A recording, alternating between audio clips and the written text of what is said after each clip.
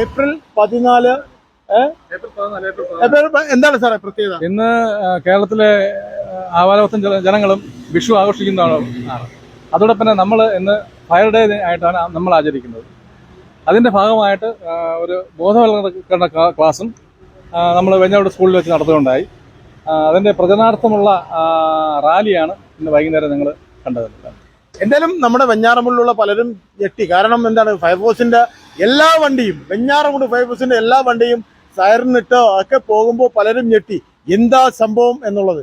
എന്നാൽ ഏപ്രിൽ 14 നമ്മുടെ ഫയർഫോഴ്സിന്റെ ഒരു ദിനമാണ് ആഘോഷിച്ചത്. അതുപോലെ തന്നെ വെഞ്ഞാറമൂട് സ്നേഹക്കൂടിന്റെ ആഭിമുഖ്യം സംഘടിപ്പിച്ച ഒരു ബോധവൽക്കരണ ക്ലാസും സംഘടിപ്പിച്ചു. അത് ആ വിശേഷങ്ങളാണ് നിങ്ങളുമായി പങ്കുവെക്കുന്നത്. ഇന്നത്തെ പരിപാടി കൊണ്ട് ഉദ്ദേശിക്കുന്നതെന്ന് പറയുന്നത് അത്ഭുതകരമായ ഊർജവും അതുപോലെ തന്നെ ശക്തിപരമായ ഇച്ഛാശക്തിയുമുള്ള ഒരു യുവാക്കൾ എന്ന് പറയുന്നത് ഈ അത്ഭുതകരമായ ഊർജം സംഭരിച്ചു വച്ചിരിക്കുന്ന ഒരു വിഭാഗമാണ്. ആ ഊർജത്തെ ശരിയായ ദിശയിലേക്ക്, സാമൂഹ്യ നന്മയ്ക്ക് ഉതകുന്ന രീതിയിൽ ശരിയായ ദിശാബോധം നൽകി വളർത്തുക എന്നുള്ളതാണ് സ്നേഹക്കൂടിൻ്റെ പ്രഥമമായ ലക്ഷ്യം. അതുമായിട്ട് ബന്ധപ്പെട്ടിട്ടാണ് ഇന്ന് പൊതുവിൽ, കാരണം ഒരു ആക്സിഡൻ്റ് ആയി കഴിഞ്ഞാലും ഒരു തീപിടുത്തമായാലും ജനങ്ങൾ കൂടുന്നതല്ലാതെ ഇവരെ എന്ത് പ്രഥമ ശുശ്രൂഷ ചെയ്യാം എന്ന് മനസ്സിലാക്കുന്നില്ല. അപ്പോൾ അങ്ങനെയുള്ളപ്പോൾ ഈ ജീവിതത്തിൽ അത്താണികളായിട്ടുള്ള പലരും അവരുടെ ഈ ജീവത്യാഗം ചെയ്യേണ്ടതായിട്ട് വരുന്നു.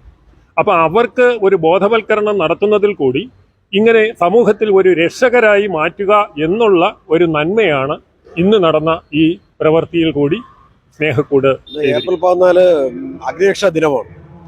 ഇവിടുത്തെ ഒരു ഏറ്റവും പ്രധാനപ്പെട്ട ഒരു സംഘടന സ്നേഹക്കൂടാണ് ഈ പ്രോഗ്രാം സംഘടിപ്പിച്ചിട്ടുള്ളത്. സ്നേഹക്കൂടിൻ്റെ നേതൃത്വം കൊടുക്കുന്ന ശ്രീ ഗോപകുമാറാണ് ഈ ടീമിൻ്റെ ലീഡറായിട്ട് പ്രവർത്തിക്കുന്നത്. സ്നേഹക്കൂട്, അതുപോലെ ഫയർ ആൻഡ് റെസ്ക്യൂ ടീം, മൂന്നാമത്തത് വെഞ്ഞാറമൂട് ഗവൺമെൻറ് ഹയർ സ്കൂളിലെ SPC കേഡറ്റുകളുടെ അർപ്പണ മനോഭാവത്തിൻ്റെയും അതുപോലെ ആത്മാർത്ഥമായ ഒരു തൊഴിലിൻ്റെയും പ്രതീകമാണ് ഇവർ 3 പേർ.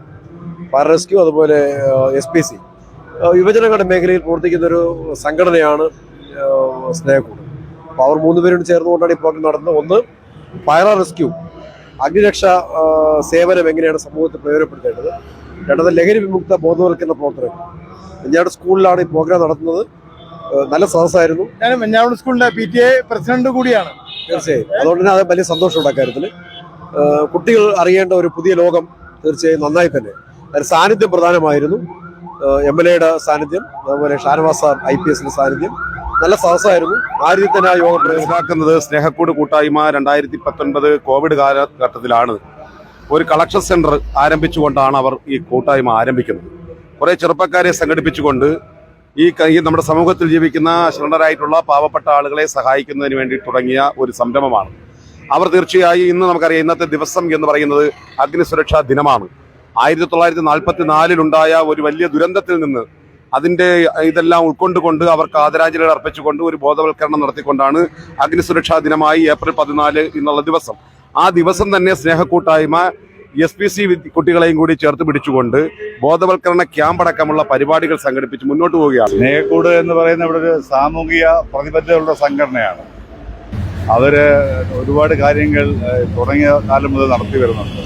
അതിൻ്റെ ഭാഗമായിട്ടാണ് ഇന്നൊരു ബോധവൽക്കരണ ക്ലാസ്സും മൊറ്റൊക്കെ നടത്തുന്നത്. ഈ നാട്ടിൽ അനിവാര്യമായിട്ടുള്ളൊരു സംഗതിയാണിത്.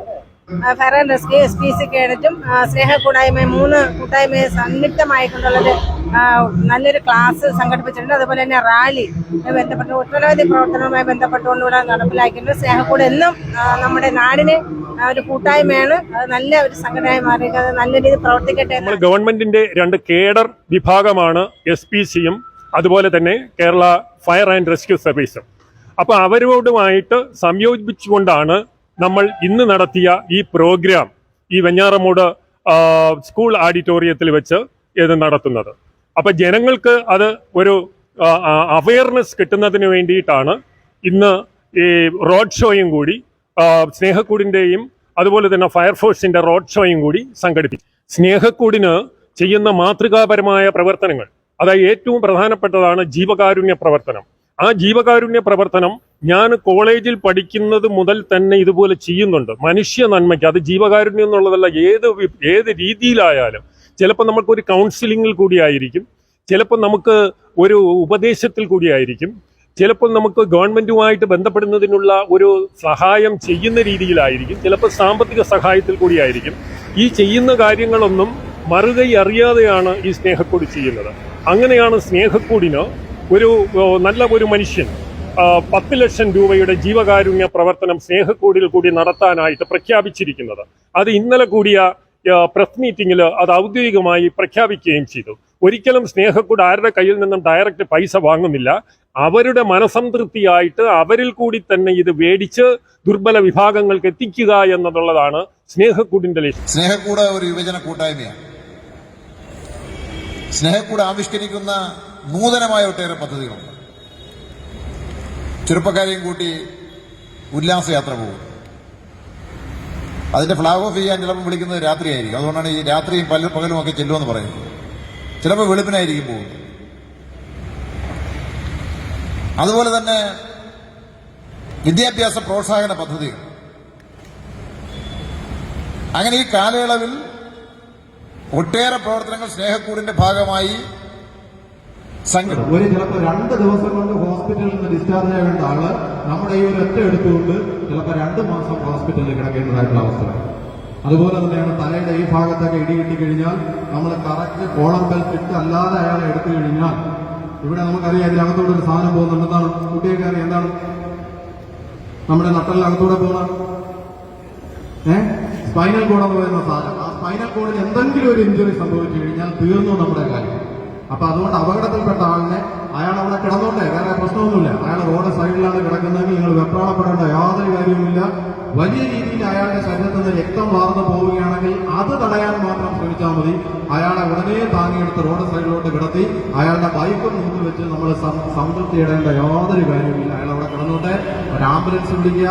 ആംബുലൻസിൽ കൃത്യമായിട്ട് ഇത് അറിയാവുന്ന ആൾക്കാർ അവിടെ വരും. അവർ ആംബുലൻസിൽ നിന്ന് സ്ട്രെച്ചർ എടുക്കും. സ്ട്രെച്ചറിൽ അയാളുടെ നട്ടലിനോ ഇവിടുത്തെ സംഭവത്തിനോ തലയുടെ ബാക്ക് ഭാഗത്തിനോ ഉള്ള പരിക്കുകളൊന്നും വരാതെ അത്രയും ഓക്സിജൻ സ്വീകരിക്കുന്നുണ്ട്.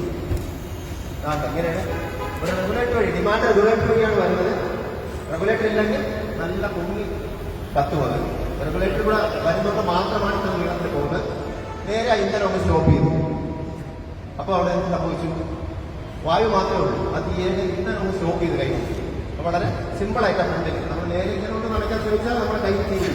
നേരെ കൈ കൊണ്ടുവന്ന് ആ ഇന്ധനത്തെ ഇവിടെ ഓഫ് ചെയ്യുന്നു. അപ്പോൾ അവിടെ ഇന്ധനം ആ കൈ ഗ്യാസ് വീണ്ടും കത്തി. ഇനി നമുക്കത് കൈകൊണ്ട് അടയ്ക്കാൻ പറ്റുന്നില്ല എങ്കിൽ ആ വായുവിനെ കട്ടേക്കണം. എയറിനെ സ്റ്റോപ്പ് ആവുന്നോടിരിക്കണം. ജസ്റ്റ് കേട്ടോ, ചെറിയൊരു പ്ലാസ്റ്റിക് ബക്കറ്റ്, തീ പിടിക്കുന്ന ബക്കറ്റാണ്. അതിന് ചെറിയൊരു എയർവേ കട്ട് ചെയ്യും. ഉള്ള ഓക്സിജൻ നിർത്തി. അപ്പോൾ അവിടെ കാണാം.